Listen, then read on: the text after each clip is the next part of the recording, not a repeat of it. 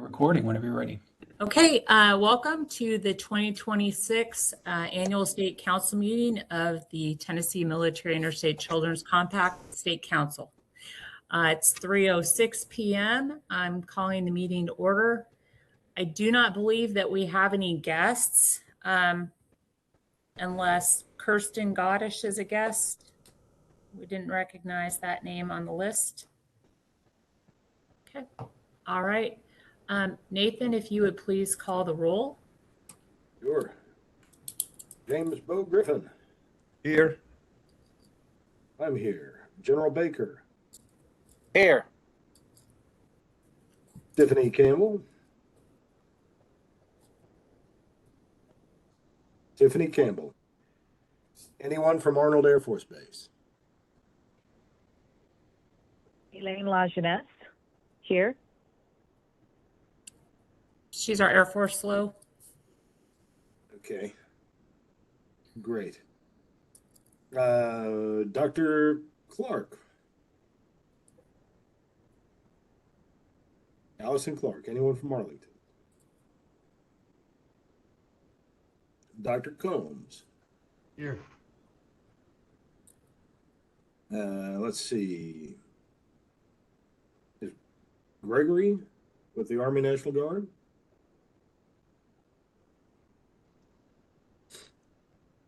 All right. Ms. Highfield. Here. Dr. Horrell. Here. Ms. Jean Lunavetter.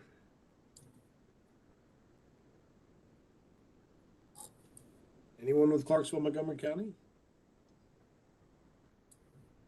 Deb Mutis. Deb's on. Mark Reeves. I'm here. Colonel Snowden. Laquiva Garrett's his representative. She's on. Okay. Dr. Stevens. Is Katrina on? She's tried the password again. I just told her I'd try to call in, and I think she's going to try to do My that. counter is present. And Captain Torres. Anyone from Naval Support Activity Mid-South? Jennifer Lundy is on. She's the SLO.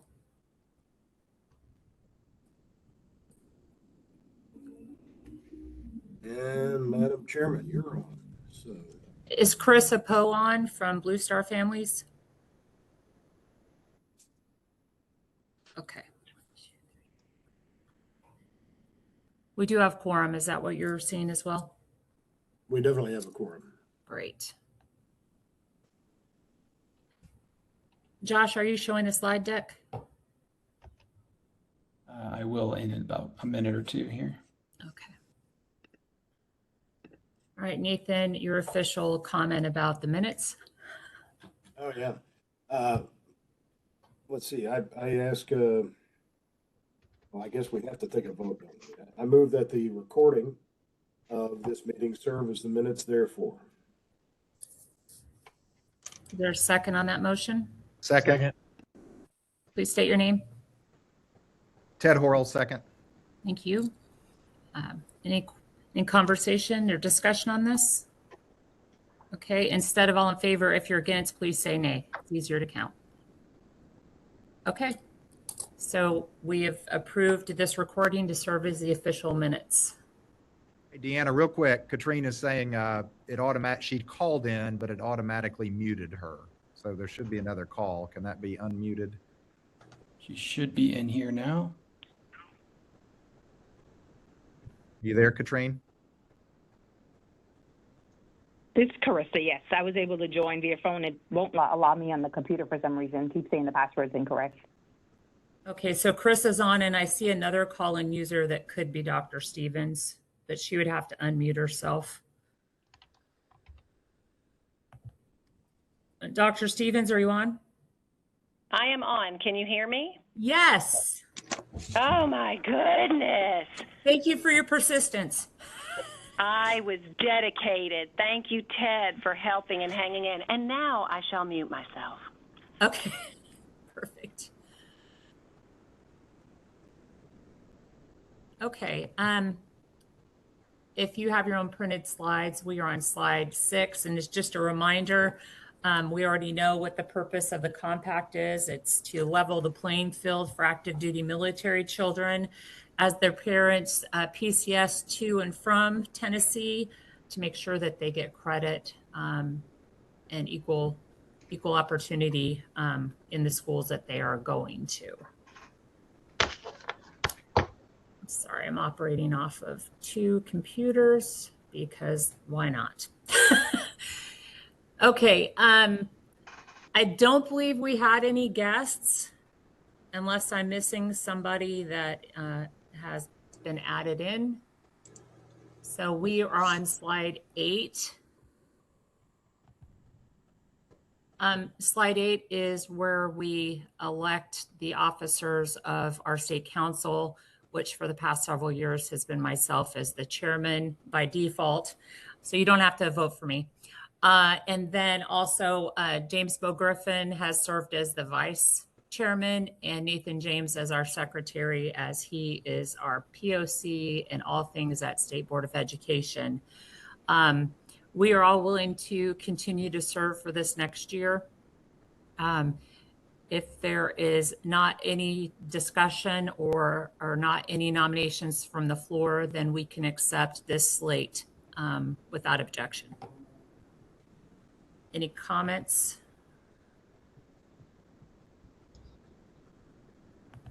Okay, so let's just, by affirmation, the slate of officers is adopted. Josh, am I driving the slide deck now? I am for you. Okay, great. Awesome.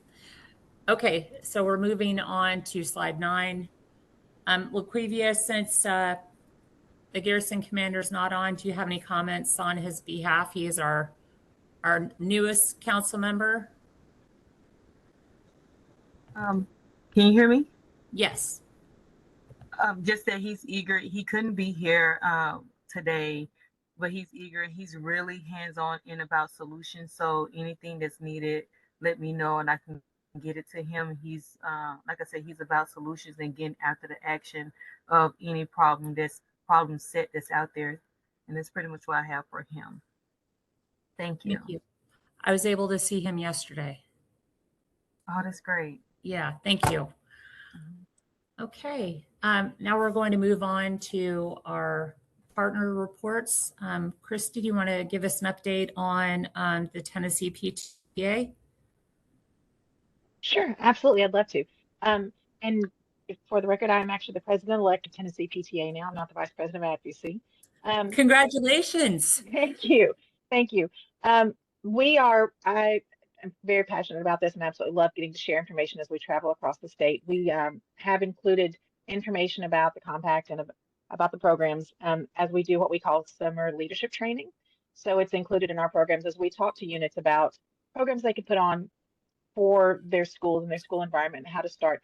And we have restarted our newsletter, and I just wrote an article as well for the newsletter that should come out in our April letter about the compact and about how do we support military families that will include this. And I'm very excited to see that come out in April. Thank you very much. Does anybody have any questions for Christy? Okay, next slide, please. Brissa? Hello, everyone. So here with Boost Our Families, we will continue to provide resources to our families and letting them know about, what resources are available for them with the MIC3 as they, of course, get into here to Fort Campbell and as they're about to leave. So we'll continue sharing the information.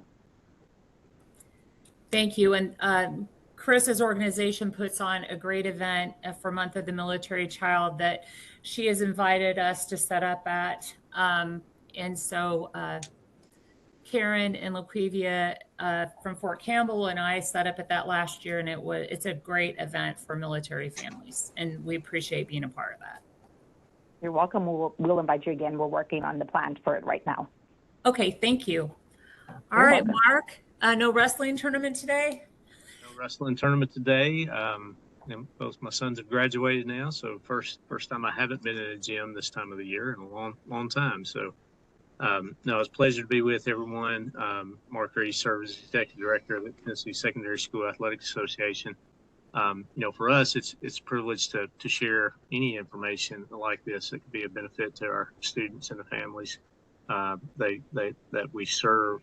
We have about 500, give or take, member high schools and about the same number of member middle schools, and a pretty robust distribution platform for when there's information that can be shared to highlight opportunities. But then also for us, it's very important that we're being proactive and making sure that we're removing any kind of obstacles that there would be in terms of eligibility for families who might be relocating due to military service or deployments. And so with some laws that have changed over the last couple of years, certainly we haven't run into any of those problems, and we're committed to making sure that would still be the case.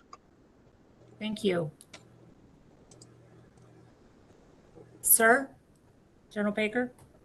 Hey, Deanna. Hey. Hey, council and everybody. Thank you for the work you continue to do, you and Nathan and Bo and Deb and everyone for the work y'all are doing in this space. I've got 2 or 3 things I'd like to talk about quickly.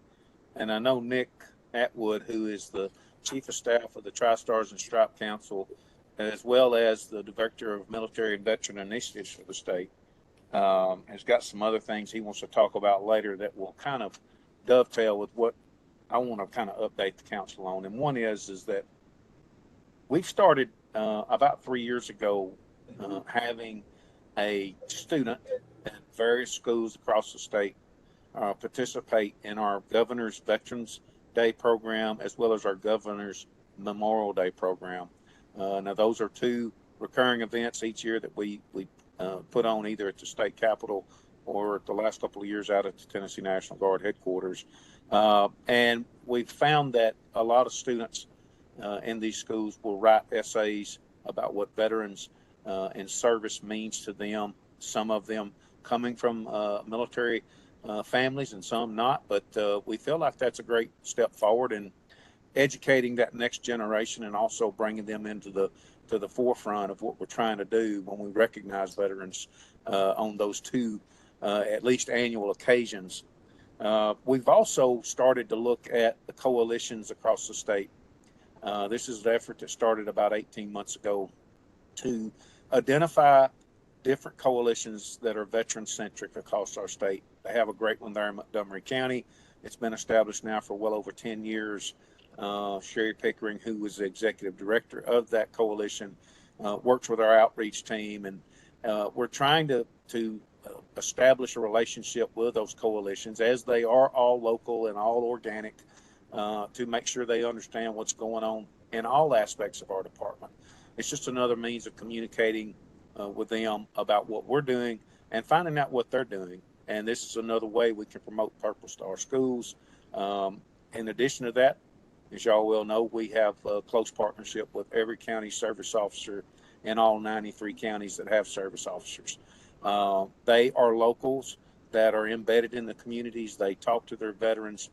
They talk to local leadership on a consistent basis and are able to promote Purple Star schools as well as other initiatives that we have going on inside of Veteran Services and across the state with other veteran-centric organizations as well.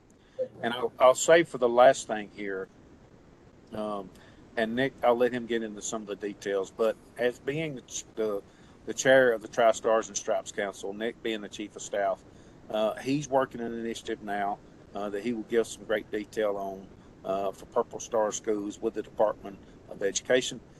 He's already made some initial contact with them, and I won't steal his thunder, but I will just say that I think there's some opportunities for us going forward, both as a state agency and as the council, which is all volunteers appointed by the governor, that can really be beneficial in promoting Purple Star schools and, advancing the opportunities that we feel are out there for military connected students.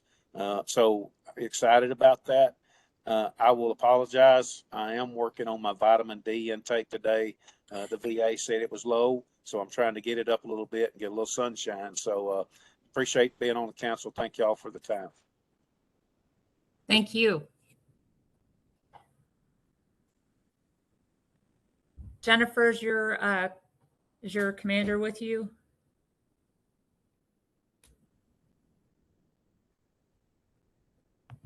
We did have a walking break today on the installation, and there's always fires that have to be put out. So I'm imagining he just got wrapped up in something, and definitely would apologize for not being here. But I will say that he's absolutely fantastic. He's been a rock star since he's been here, and supports me in anything that we have going on as far as like schools and our local schools. So absolutely love him, but I'm sorry he couldn't be here. Thank you. Okay, we covered Colonel Snowden. Next slide, please. Did Michaela Gregory join us? Okay, next slide, please. Okay.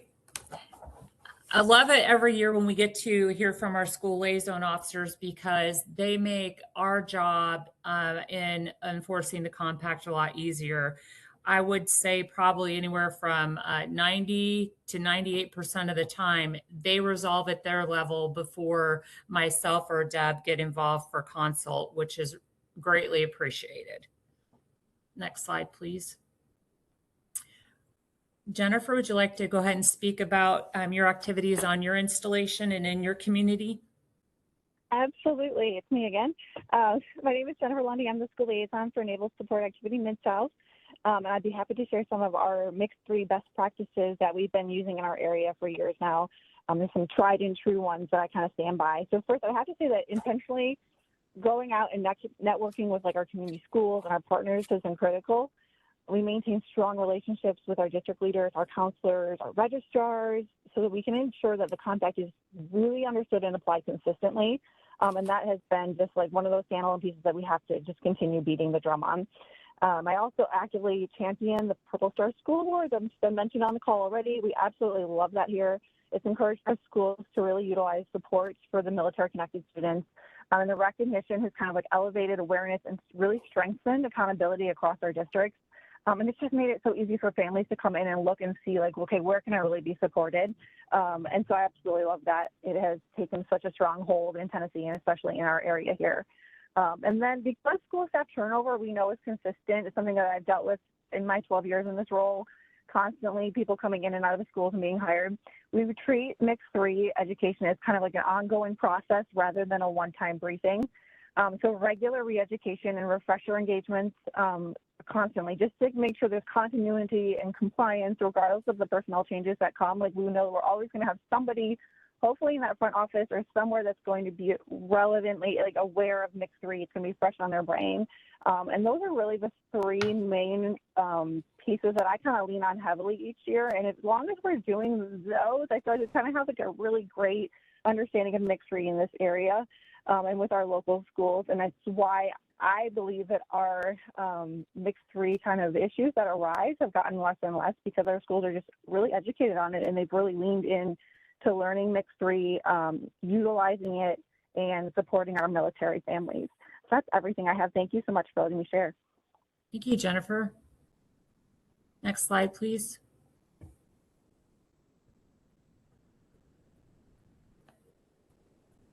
LaQuivia. Hello again, LaQuivia Garrett here, one of Fort Campbell School Liaison Officer. I am also the state lead for Tennessee.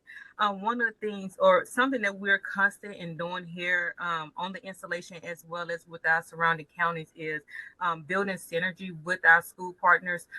Just recently, I had a counselor's training with Montgomery, all of Montgomery County middle school counselors, as well as their lead trainer that works in the, with the counselors, and that we talked about resiliency and how to build resilient students, and also teaching them how to become resilient so they can teach resiliency to their students, not just the military connected, but the total student body. We also talked about MIC3 and how it's a positive to them as well as their district.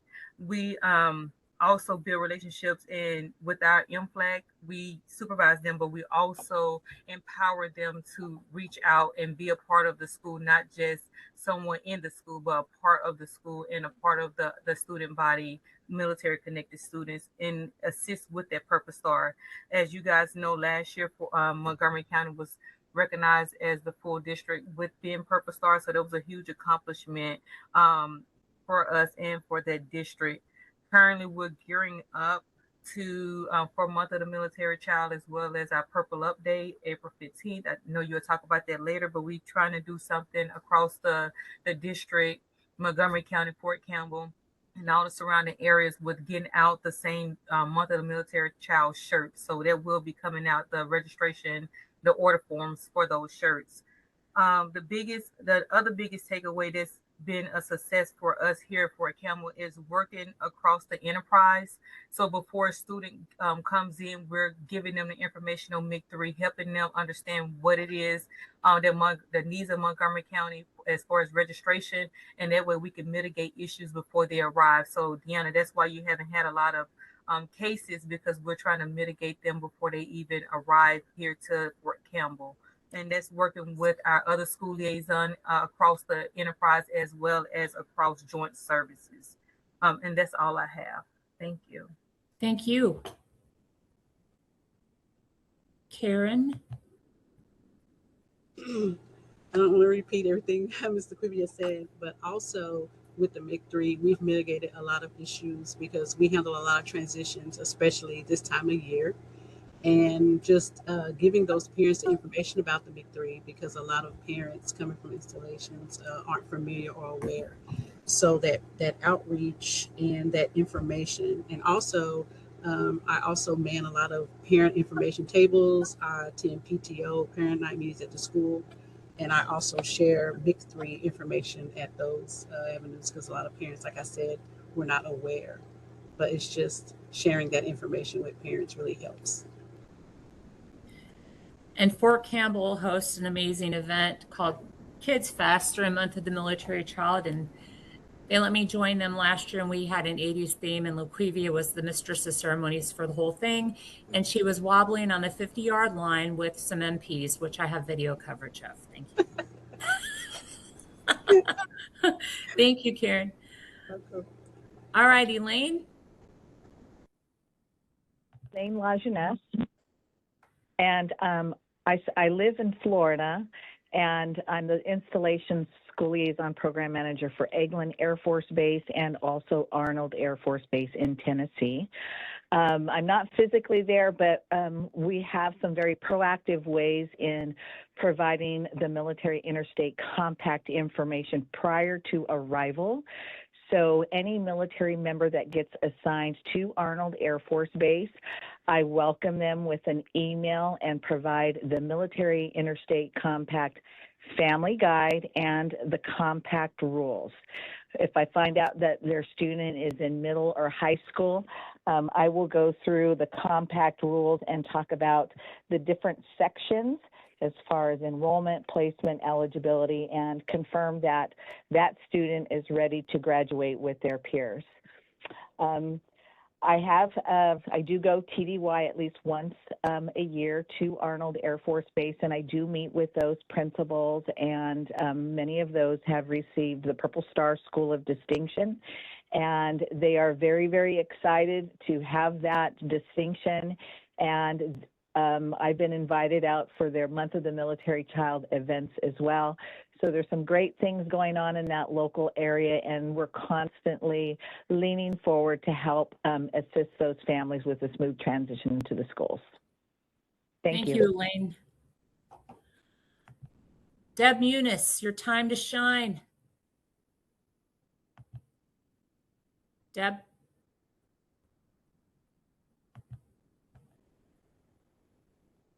Deb, your mic's on.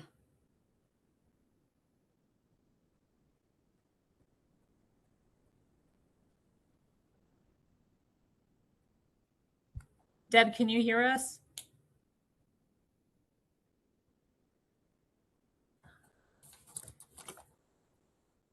I'm gonna text her really quick.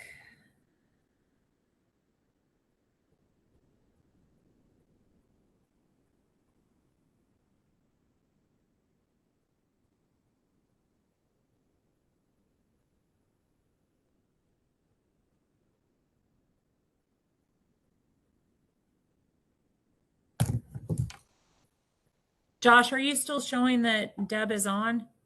Yes. Okay. So for some reason.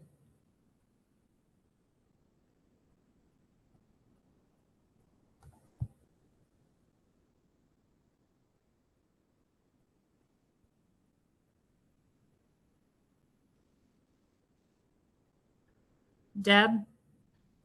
Okay. She's unmuted. I see that. All right, let's go ahead and skip ahead to Nick Atwood's slide on number 20. Is that 29? Yes.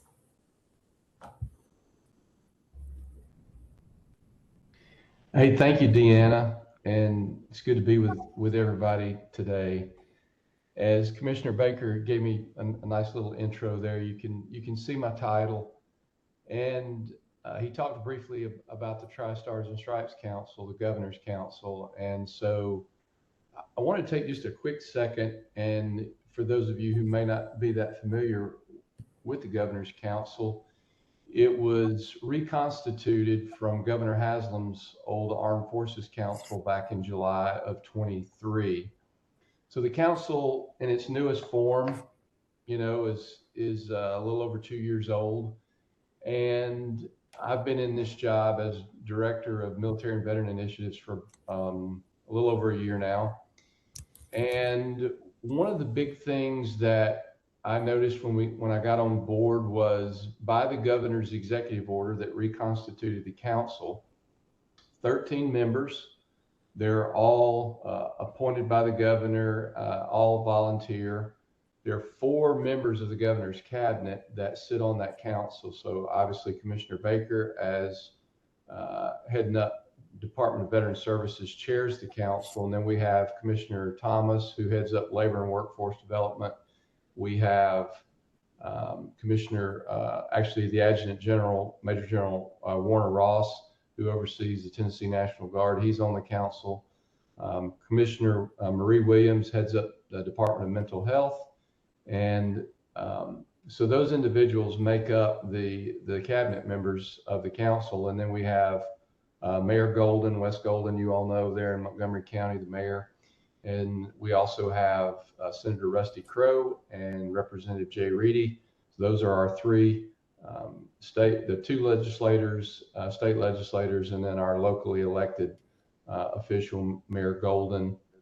We have a representative for higher education, and we have several members who represent the business community. Some are prior service, some are not. We have a military spouse of a currently serving member on active duty, and that individual right now is Miss Tess Partridge, and her husband Tyler commands the 101 Combat Aviation Brigade.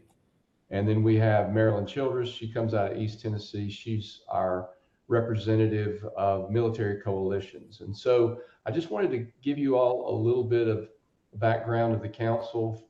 Forgive me if you already have that, but for those of you that didn't, I hope that was somewhat informative.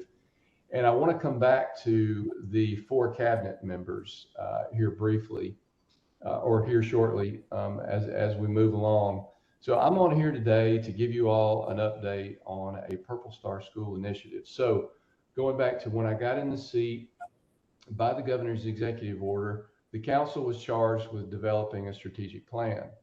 And there were other things in the EEO, but that was a big one. And we jumped right in and began finalizing that strategic plan, working with council members and then some committees that were formed as subsets of the council.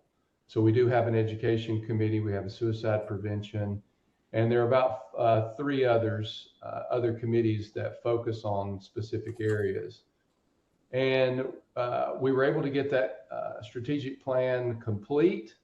And Commissioner Baker and I sat down with Governor Lee last, I believe it was late spring, early summer. And the governor loved the strategic plan. He said, yes, approved, go forth and accomplish as much of this as you possibly can. Well, part of that strategic plan, the Tri-Stars and Stripes Council deemed it a worthy goal to expand the number of Purple Star schools across the state of Tennessee. And so in that strategic plan, as one of our objectives, specifically, the goal is to expand the program in our most heavily populated metropolitan areas across Tennessee. So think Memphis, Jackson, Nashville, Chattanooga, Knoxville, and the Tri-Cities. So that's the specific goal that's embedded in the strategic plan, and that's what we've been getting after. Then from that, I met Nathan, and then a little later on, I met Deanna. And the question has been, okay, how do we expand the number of Purple Star schools in Tennessee, considering it being, this worthy goal deemed by the council? Obviously, there's been a ton of work done between Deanna and Deb, and in this space, and that's why we have the presence that we have today. So that really became the question: how do we get after this? Now, I can tell you from meetings with the governor's team that there is a high level of support to see Purple Stars expanded across the state. And the update that I want to give the MIC3 today is that recently we held a meeting with Deanna and representatives from the Tennessee Department of Veteran Services, which was kind of technically me and Commissioner Baker's deputy, Mike Scholes, who's a retired brigadier general. We were on the meeting. Deb and Deanna, as I mentioned, were on the meeting. Deb Muniz. We had Dr. Luna Vetter, who was on there from Clarksville, Montgomery County Director of Schools. Bo Griffin was on there out of Millington. We had Rika Douglas, who serves as the Chief of Staff for the Tennessee Department of Education. Deb Knoll, who was on the call as well. She is an Assistant Commissioner over post-secondary workforce, CTE, and military readiness for the Department of Education. And then we had Mr. Dan Shoemaker, also with Department of Education, and he's heading up a senior coordinator position of military readiness.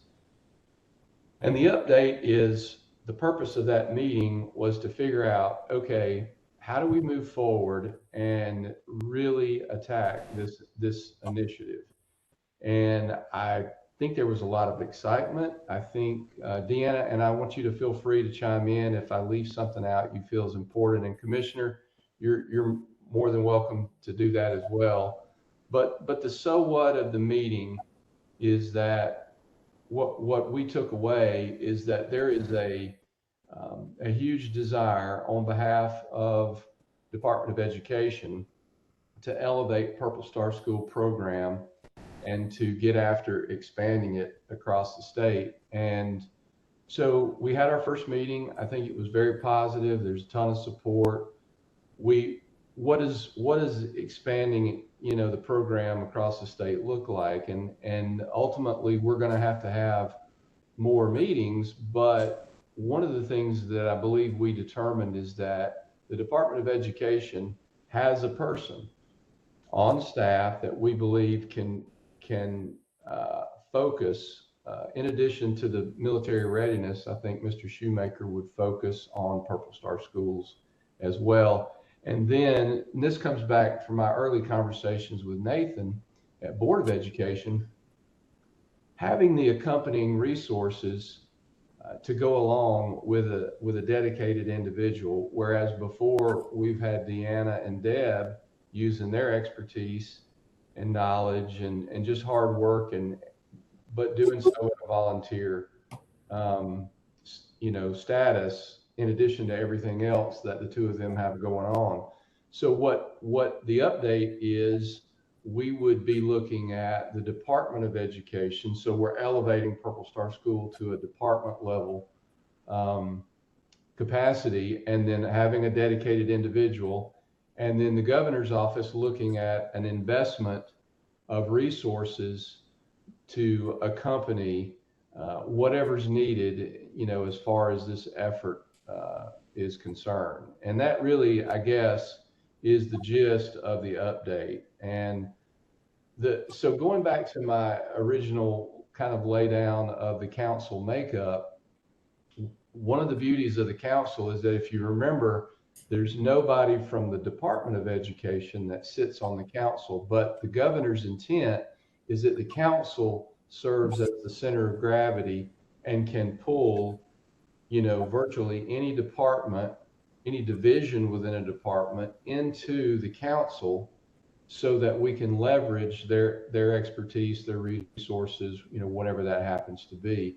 And so we've done that. We're doing that with Purple Star Schools because Department of Education is really not represented on the council, but we have that ability through the executive order to get after that. And so I really believe that we're on the cusp of a great partnership and really applying, needed resources to this effort so that we can see the number of Purple Star schools just blossom across Tennessee.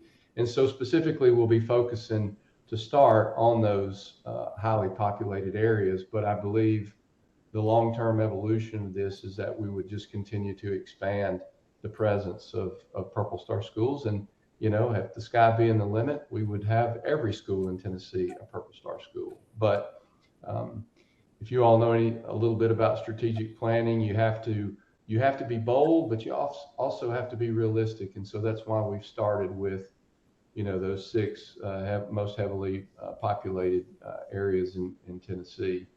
And I think there was one other thing that I was gonna briefly mention. It's kind of escaped me now, but in essence, that's really the update that I wanted to provide. Oh, I know the final thing I'll leave you with. So I was just up at Fort Campbell yesterday. We were taking a look at the Eagle Conference Room because the next quarterly meeting for the Tri-Stars and Stripes is going to be on Fort Campbell. And we are going to be sending out invitations for both folks that are local who want to attend in person. And also we'll be sending out an invitation with a dial-in link. So wherever you are, if you're on this call today and you can't make it to Fort Campbell on April the 21st and you want to dial in and just listen in from the comfort of your home or office about what all we've got going on with the council. We've got a lot of really great initiatives, things that we've been working on for some time now that are beginning to come to fruition. And I believe you all would find it quite informative, and we'd love to have you a part of the Governor's Tri-Stars and Stripes Council meetings. There's an opportunity if you dial in to ask questions in the chat. We keep that monitored so we can answer your questions there. If you're in person, there's an opportunity for you all to have a public comment period, so you can step up to the microphone during the meeting, and you can address the council in however manner you choose. So I just leave you all with that, and then pending any questions that I'm happy to answer. That's pretty much my update. Okay, so I'll jump in here. So Nick, where are you all in the process from getting closer to the possibility of the budget item being for Department of Ed effective, let's say July 1st? Is that still are you guys still within that time frame? I believe we are, Deanna. I haven't spoken with the governor's office, but I do know obviously the governor has submitted his base budget. Because of where we are in the collaboration, we haven't landed on a dollar figure as of yet. But I know obviously they're going to start the negotiations for the administrative amendment. So we still have time in order to land on that number and get that request made so that the department could go ahead and see that plus up. So that's kind of really a due out for me. Some of the things that I've been thinking about leading up to this call today, but yeah, I could make that a due out easily and keep you, apprised of kind of where we are in that process. I think the next step, in addition to that, Deb is also, or Deanna is also touching base with Rika at Department of Education to see about, our next meeting. So we could maybe begin to finalize some of these, some of these next steps. And, we had talked about adding a few people like Nathan into the next meeting so we can, really get after that. So that's I guess I can make that a do out for you. Okay. Deb, do you have any comments on this topic?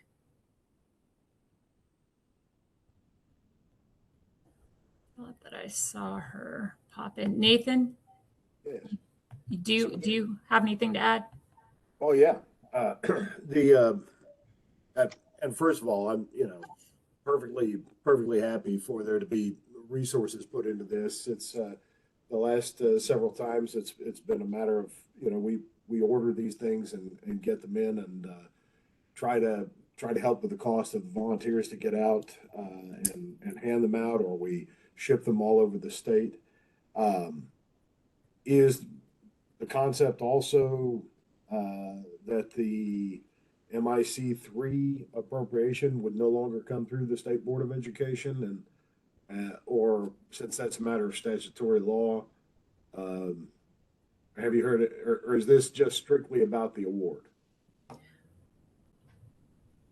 The governor has not said MIC3 is moving to Department of Ed. So when we were originally set up in 2011, you drew the short straw and State Board got us. It's not the short straw. I happen to quite like you all. Okay. So the way I'm visualizing this, and Nick or Deb, if you're able to chime in, correct me if I'm wrong, we would literally just pick up the purple star element and move it to Department of Ed, which they would be responsible for running the whole process, ordering and supplying the banners, ordering the certificates from the governor's office, and I guess support any travel that would be required for presentations. Nick, and is that what? Yeah, Okay. I think these details will work themselves out quite easily because, as I understand it, isn't it the board that actually reviews the request from the school, and then from the Board of Education, the Purple Star is awarded, right? Yeah, Deb does all the work. And so when you gave me credit for that, I don't do hardly anything. It's been Deb. She reaches out to the school. She holds their hands through the process if they're missing stuff. And then yes, our state council actually in this meeting will approve the applicants to move forward. So that the whole process, I'm imagining, would be picked up and moved to Department of Ed. And then we pay for the items and then bring them in and either ship them, or like this year we actually can take care of mileage and so on. So it sounds like it'd be the last year, or if this is happening in the supplemental budget amendment, then maybe we won't need to worry with ordering it. But we need to know quick, because I was just talking with Casey today about it. He's like, well, I think we need to order 43 of these things. Yeah. I'm not expecting that we would start this until the next fiscal year. The next, we're looking for applicants period, which we don't start until September typically. And when I say we, I mean Deb. Yeah, I think that probably the biggest, these are details that will obviously need to be worked out, but ultimately the gist of the initiative is to have a person dedicated at Department of Ed in the same fashion as Deb. One of the reasons Deb is instrumental in this process is gleaning all of the knowledge and experience that she's acquired over all these years, and the work that's already been done, and then just continuing that process. And whether the funding ends up being transferred to Board of Education for those resources, or whether it remains Nick, there was never any funding. I just took it out of our budget, because it deserved it. No, there was never any funding that came with it. Now the MIC3 dues are like 12 grand a year, and we just take that out of our budget too. So there was never any appropriation. We just did it, by squeezing pennies. So yeah, it's lovely lovely to have someone dedicated to the process, and lovely if there's money attached to it as well. But no, there was never an appropriation for the purpose. This is Casey. I just want to add that Deb did send me the list for the banners for this year already. In fact, I just saw it today. So I hope that helps. Thank you, Casey. Casey puts a lot of time into this on the state board side. He's the one at the logistics that gets everything ordered and to the right place. And state board's been very good to us, both on the compact side and on the Purple Star side. Deb, are you able to speak? I see you're logged in. Yay, you're there. I know it has been a dilemma.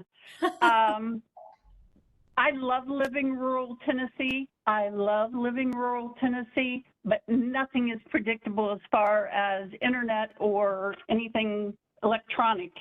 So, and I have to say, Casey has been an angel. I tell you what, I just send him numbers and he just makes all the magic happen and gets those out to the schools. So Casey is definitely my guardian angel in this world. So Deanna, do you want to go back through and do the Purple Star stuff now that I have my act together? Yes, and if any of the state council members have any questions or concerns or suggestions pertaining to the topic of us moving Purple Star School or potential of moving it to State Board of Education, would you please just send me an email related to that? Nick, thank you for being here. If you want to stay with us through Deb's big spiel. Absolutely. All right, Deb, take it away. We're on slide 23. All right. Here you can see the history of where we have been and then where we are up until this year. We've continually grown, and it has been such a pleasure to watch schools come on, and then people to understand what MIC3 means to schools in Tennessee. So that has been awesome. You can go to the next slide. All right, this is this year's class. You can see Clarksville. We have a new district coming in, Compass Community Schools. Cumberland High School. Cumberland has some other schools in our program. And then Knox, this high school was in previously, then didn't come in on the renewal date, so I put them in as a new school. The next slide.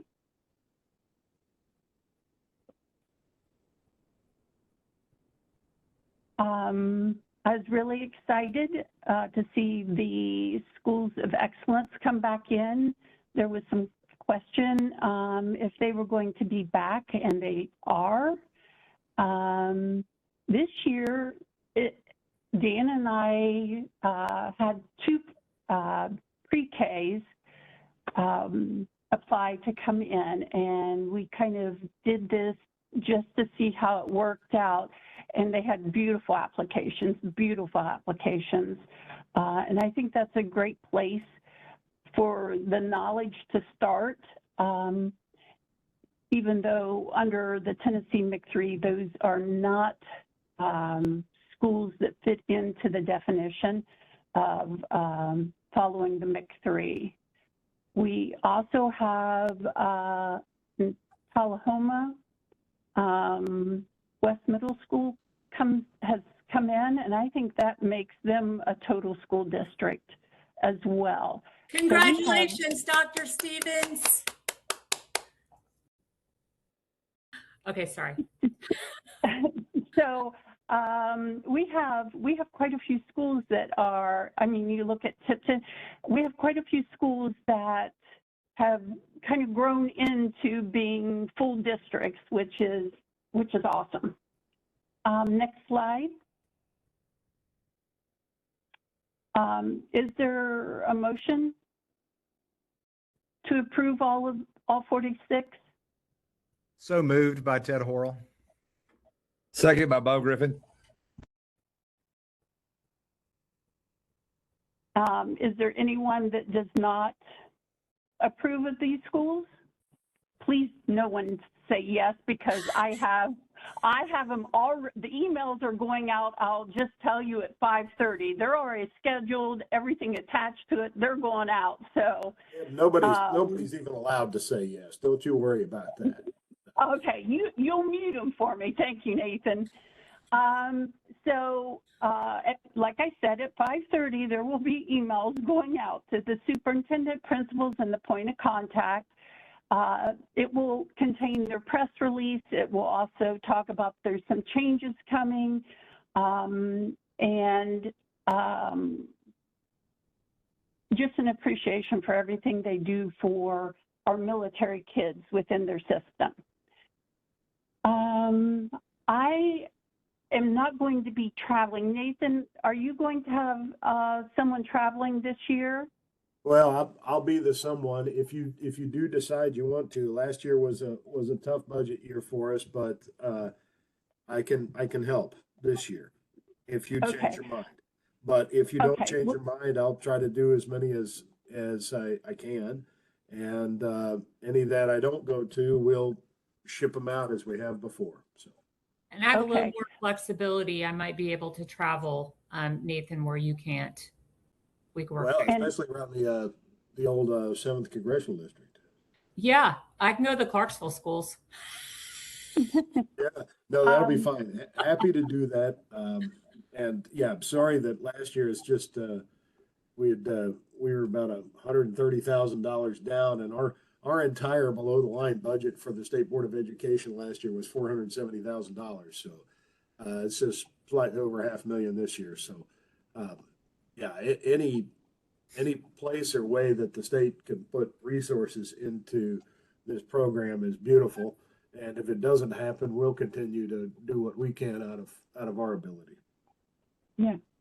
At this point, I don't know, because I've kind of taken a position, and it started out with 3 hours a week, and it's moved to 5 hours a week, and now it's 20 hours a week. So, and I am retired, you know.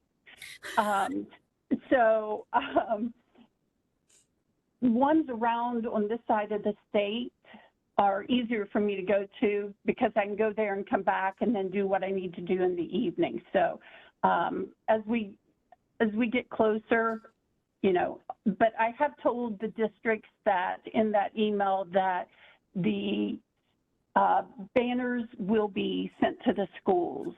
That makes it easier. Yeah, why don't we do that? And just like we have in the past, as you find out about dates where they're going to hold a ceremony, then I'll pick ones that I can go to, and we'll plan on you know, just getting our staff together and having a shipping party like we do most years. So. Okay, all right, that'd be perfect. I just kind of warned them of that because, you know, we hadn't kind of figured that out yet. But I have to tell you, every single district that we take out a banner to, they love the banners. So, and the Board of Education provides that to them, and they are beautiful banners. Thank you guys for doing that. You and Casey, you guys, you just really make it kind of a nice event when you get to go there and hand them a banner and they get to see them. So, Deb, next slide. Deb, if I may, I wasn't aware until Nathan pointed it out that was basically facilitated or funded by the State Board of Education. So let me also say thank you. We do love getting the banners, and it's always meaningful to celebrate with the families. So thank y'all for making that special for everybody. It is. They are. They're very nice. And having worked in education for so many years, I know anytime that a school gets to hang a banner that shows that they go above and beyond, that's always a special occasion. So. And Dr. Stevens has found herself muted again. She said to pass on her thanks, and she let out a loud woohoo when all her schools were approved. So she's grateful and excited. Good times. Yeah. I love doing it, Deb. So even, whatever happens in the future, if y'all need a flunky, I'm happy to help. So. All right. So we've approved. So next slide. And Deanna, I think this is back to you again. Yes, yes. This is also posted on our Facebook page, but it's the upcoming training dates that are available for people to take at no charge through the national organization. There is the 101 for new people who aren't familiar with the compact, and Deb requires that as part of the process for Purple Star applications. And then there's a refresher course, 201, that people can take also and print a certificate off and post it in a prominent place in their offices. So please share that out with people within your networks. Josh, can we skip ahead to slide 31? Thank you. So this is just a reminder as to where military children are located in our state, but more than that, the locations that we have the 1 and 2 off military children that happen to be children of military recruiters. So while Nick and I were having conversations about Purple Star School, this has always been something that we have had challenges with, is trying to get with the organizations who have service members on recruiter duty in communities that do not have a military installation or have a well-known military presence. And so the ones that are not highlighted do not have active duty or guard presence in their communities. And so Nick kind of captured this. This is what the big goal is try to get communities that have the 1 or maybe 2 off military service members in their community. Now that Paris, where the Coast Guard is in my congressional district, we're going to go visit them soon. So next slide, please. Thanks to the excellent work of our participating school districts and also our school liaison officers, our cases this last year, as far as people reaching out to Deb and I for help with placement of their children, was very minimal, which thank you very much for that. That means that the word's getting out, that people are becoming more familiar with the compact, that the military installations are educating their service members and families on the compact and the tool and the benefits for them. But these were the 3 basic topics that we had this past year.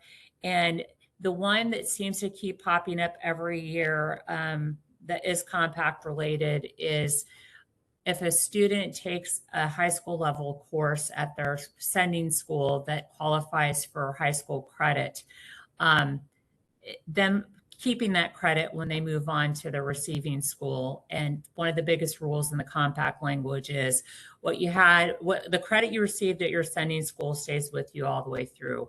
But we were able to work with the school system and get those resolved. One that has also popped up, and it was more frequent during COVID, but it still pops up from time to time, where students are transferring into Tennessee from a private or home school. We are the compact language strictly applies to public school systems. So we cannot we cannot adopt or accept credit from a public or a private or homeschool program under the compact language. Next slide, please. Okay, the next several slides are just the statistics that I collect from DOD and DODEA every year for you all to kind of see where the impact date is. It is constantly accumulating, so I've included the link there, so it updates real time. Here's the link in case you're curious to see where that money is and how it falls. Next slide, please. And then the next several slides are statistics on the ages of active duty military children, the number of military children across the services, the number of Guard and Reserve children. I'm sorry, Josh, go ahead.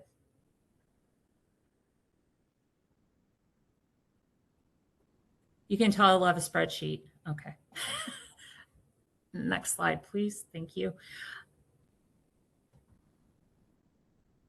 Okay, you can pause here. So state council members received a survey from me prior to October of last year regarding the proposed dues increase that the state of Tennessee tax dollars pay to the national organization for our membership, and it's tied to statute. That is money that comes out of Nathan's budget. This is our history of dues, and this was based most recently for this current budget year on the $1.15 per active duty, school age active duty military child that resides within the state of Tennessee. Next slide. The dues increase did pass. It's a 4% increase based on the numbers of military children, active duty military children that were in our state at the end of 2025. And you can see it's a significant jump annually in the amount of money that the state of Tennessee pays to the national organization. And just for clarification, in case people are not aware, nothing is funded for what Deb does or what I do for the compact. We're strictly volunteers. Nathan houses us. He covers the money that goes to the national organization, but there are not operating funds within the state budget for us. We do this out of our love for military and children. And I'm not saying that to get a pat on the back, but just want you to know that I'm concerned about fiscal responsibility, much like other people are. And based on the survey results that I received from the members of our state council, I did register a no vote on the dues increase, and I did state that it was the majority decision, but it still passed. But I did get my comment on the record. So Nathan, I think I sent this to you in advance so that you could kind of see how it was going to fall the next several years. Next slide, please. Just a couple of pictures from this. The first slide is of Carissa's Blue Star Families event that we attended in April. And next slide, please. Couple of highlights, literally highlights, colors from Purple Up Month in Montgomery County. Next slide, please. So our state recognized Purple Up Day for Month of the Military Child will be Wednesday, April 15th. And on the graphic to the left is the Clarksville Montgomery County School System's parent calendar, where they actually put the date on the parent calendar. So knows at the beginning of the school year when Purple Up Day is in the school system in Clarksville Montgomery County schools. Next slide, please. Just some ideas on what to do for Purple Up Month. I would love it if each city represented here on this call could get some kind of proclamation from your local government about Month of the Military Child, whether it's at a city council meeting, a school board meeting, a county commission meeting. If your state representative or state senator would record a video about Purple Up Month and post it where you all can share it on your Facebook pages. If you could get businesses or government buildings in your communities to light up purple for the month of the military child, the more stuff that you all do, the more awareness we get about military children, and the more I can brag on the state of Tennessee to the national organization. So these are some ideas, and the links are live, so you can click them. Next slide, please. Okay, and then this is our landing page that State Board of Education hosts for us and keeps updated. As always, there are resource links across the bottom, the link to get you to the toolkit for Purple Up, Month of the Military Child, etc., are accessible from our landing page. Next slide, please. Okay, I do not believe we have public on. Next slide, please. Do any members have anything that they would like to mention or discuss pertaining to the Military Interstate Children's Compact in Tennessee? Yeah, Deanna, I had a question. Is there a sample proclamation that an organization might use to recognize Purple Up Month? Yes, I'll send that out to all of you. I submit one to the local governments in Clarksville, Montgomery County each year. And yes, I can send a template. If you don't want to use it, don't use it. But yes, I'll put that on my due out list. Thank you. Thank you. I do love what Naval Activity Mid-South does with the signing of the giant proclamation with the commander out there. I love watching the pictures from that. But yes, I'll send that out. Any other questions? Discussion? All right. Well, thank you all so much for taking time out of your after a month of school being closed time. I'm just kidding. Some of you it was 2+ weeks. But without you, we cannot continue to have the level of knowledge about the compact across our state and our great partnerships. So thank you all so much. If you need anything, you can email me and I will get a sample proclamation language out to you guys by, let's say, Monday. Okay. Thank you all so much. Thank you, Josh, for being our facilitator. And thank you, Casey and Nathan, for everything that you do for us. Thank you. Thanks, everybody.